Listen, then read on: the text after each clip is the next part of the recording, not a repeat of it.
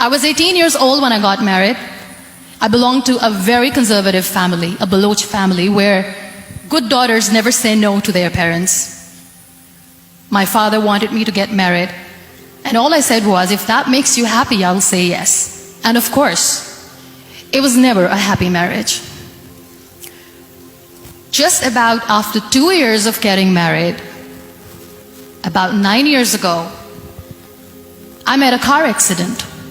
Somehow my husband fell asleep and the car fell in the ditch. He managed to jump out, saved himself. I'm happy for him. But I stayed inside the car and I sustained a lot of injuries. The list is a bit long. Don't get scared. I'm perfectly fine now. Radius ulna of my right arm were fractured. The wrist was fractured. Shoulder bone and collarbone were fractured. My whole rib cage got fractured. And because of the rib cage injury, lungs and liver were badly injured. I couldn't breathe. I lost urinary bowel control. That's why I have to wear the bag wherever I go. But that injury that changed me and my life completely as a person and my perception towards living my life was the spine injury. Many people came to rescue. They gave me CPR. They dragged me out of the car.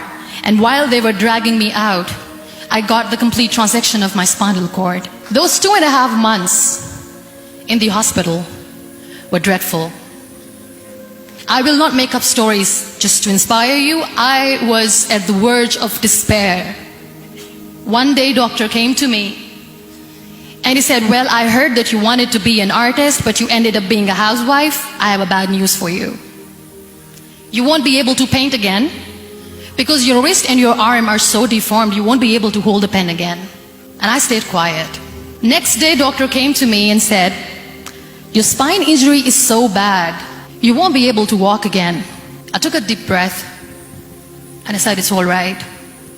The very next day, doctor came to me and said, because of your spine injury and the fixation that you have in your back, you won't be able to give birth to a child again. That day, I was devastated. I still remember, I asked my mother, why me?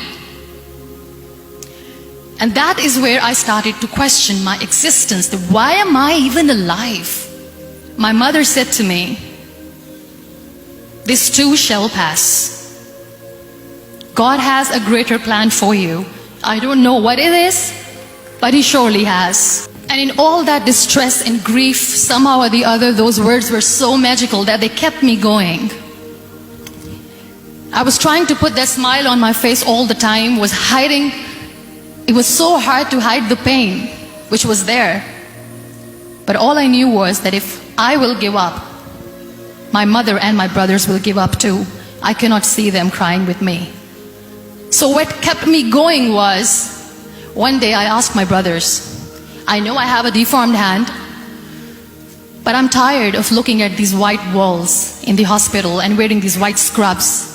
I'm getting tired of this. I want to add more colors to my life. I want to do something. Bring me some colors. Bring me some small canvas. I want to paint. So the very first painting I made was on my deathbed, where I painted for the very first time. It was not just an art piece or just my passion. It was my therapy. What an amazing therapy it was. Without uttering a single word, I could paint my heart out. I could share my story. People used to come and say, what lovely painting. So much color. Nobody could see the grief in it. Only I could. And that day I decided that I'm going to live life for myself. I am not going to be that perfect person for someone. I am just going to take this moment and I will make it perfect for myself. And you know how it all began? That day I decided that I'm going to fight my fears. We all have fears.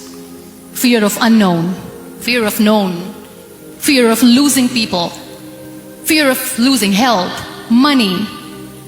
We want to excel in career, we want to become famous, we want to get money. We are scared all the time.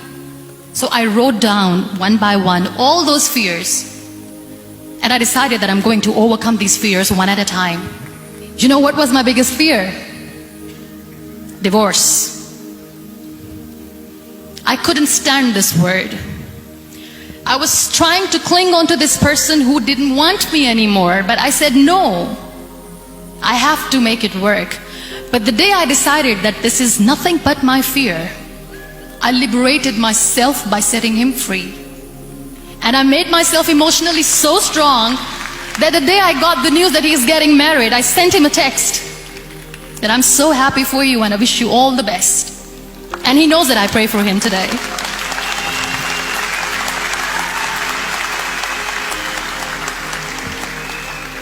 My biggest fear, number 2, was I won't be able to be a mother again. And that was quite devastating for me. But then I realized there are so many children in the world, all they want is acceptance. So there is no point of crying, just go and adopt one. And that's what I did.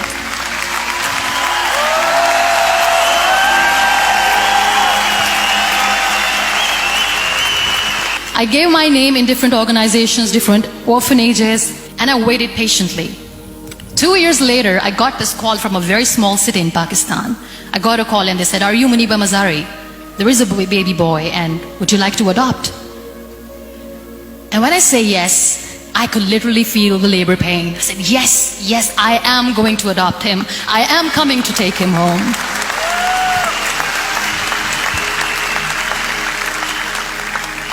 And that day, I was 2 days old, and today he's 6.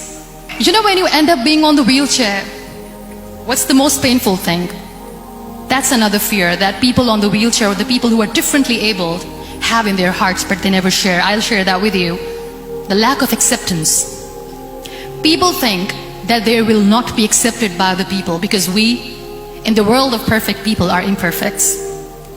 So I decided that instead of starting an NGO for disability awareness, which I know will not help anyone, I started to appear more in public. I started to paint. I always wanted to. I've done a lot of exhibitions. I'm Pakistan's first wheelchair-bound artist. I've done a lot of modeling campaigns, different campaigns for brands like Tony and Guy. I decided that I'm going to join the national TV of Pakistan as an anchor person. I became the National Goodwill Ambassador for UN Women Pakistan, and now I speak for the rights of women, children. We talk about inclusion, diversity, gender equality, which is a must. I was featured in BBC 100 Women for 2015. I'm one of the Forbes 30 under 30 for 2016. We have this amazing fantasy about life. This is how things should work. This is my plan. It should go as per my plan. If that doesn't happen, we give up. So my dear friends, let me tell you one thing. I never wanted to be on the wheelchair.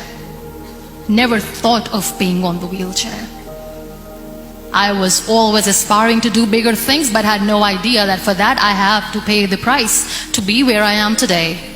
It's a very heavy price. This life is a test and a trial, and tests or trials are never supposed to be easy. So when you're expecting ease from life, and life gives you lemons, then you make the lemonade, and then do not blame life for that, because you were expecting ease from a trial. Trials make you a stronger, better person.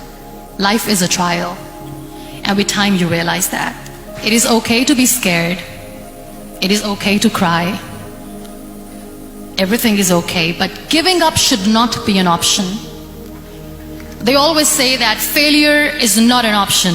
Failure should be an option, because when you fail, you get up, and then you fail, and then you get up, and that keeps you going.